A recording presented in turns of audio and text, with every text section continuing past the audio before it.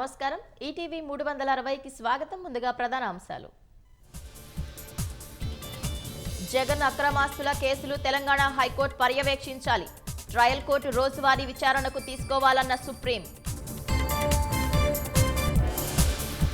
blue media పదే పదే తప్పుడు వార్త రాస్తోందన్న లోకేష్ 5 ఏళ్లుగా న్యాయ పోరాటం చేస్తున్నట్లు వెల్లడి